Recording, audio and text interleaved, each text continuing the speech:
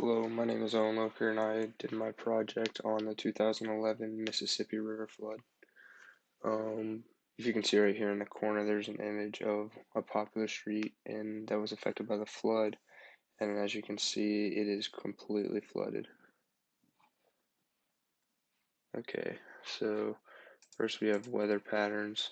So there were two main things that caused this flood to happen, and the first one being snow melt, which is where large amounts of snow that have accumulated over the winter months melted in just a short period of time.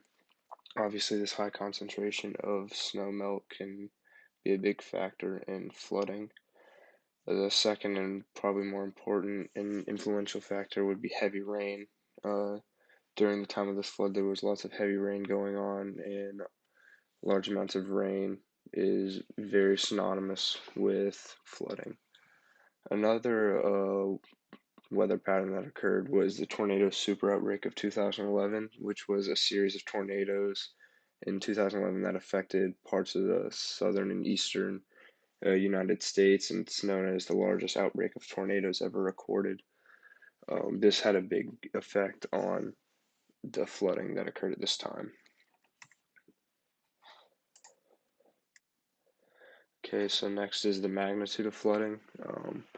The Mississippi River floods just about every 3 years, give or take a year or so, depending on the climate during that time.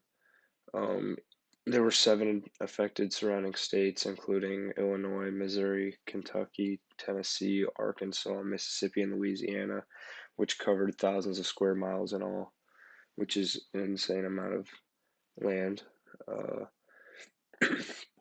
Climate change was a factor in this. Some things that can increase flooding, like in climate change, would include higher precipitation levels, which is just larger amounts of rain over a smaller period of time, and increased temperatures, which you might not think has too much of an effect, but if there are increased temperatures, that can cause snow to melt faster and can cause a higher concentration of snow melt in a period of time. Uh, so, how do humans impact flooding? And I would not say that there's a large amount of human impact in this specific scenario, but one way is through indirect, like effects in climate change through like when we pollute and stuff like that. That can affect the climate, which can in turn affect precipitation and temperatures. In this picture over here in the corner is a trailer park home that was completely flooded. Okay, so next we have the societal and economic impact of this event. Um, so hundreds of thousands of people were affected. As we saw in that last picture, there was many homes that were completely destroyed. So people were made homeless or displaced from like their home that they're currently living in, or just like overall damage to a home in less affected areas. Um, since a lot of these states that were affected were big on farming and agriculture, lots of livestock and crops were destroyed. Across all the affected area, it was over 2.8 billion just in damages.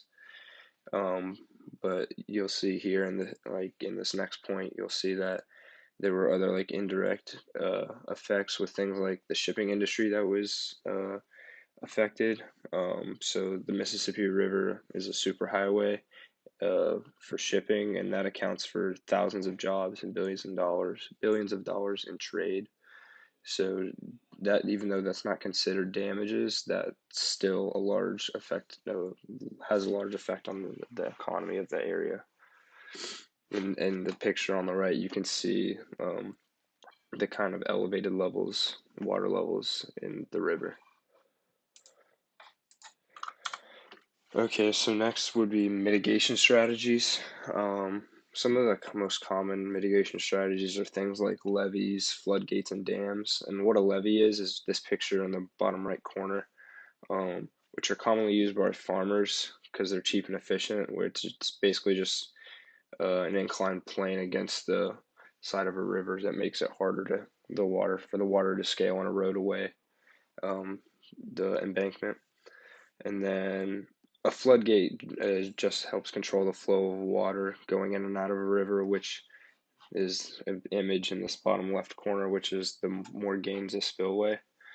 Um, and then so the Flood Protection Authority East is responsible for maintaining the levees and floodgates along the Mississippi River and have a lot of effect on and a lot of regulation on like flooding and things to prevent flooding. Rebuilding after an event like this, the community took many years to rebuild the damages caused, and it's still not quite the same, but it's an event that everybody will remember for sure.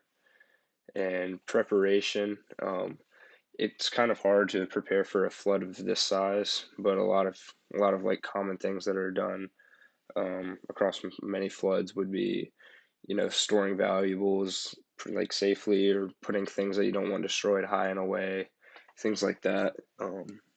But for a flood that's going to take out your entire home, it's kind of hard to prepare for that. Okay. So next is my sources. Thank you for your time.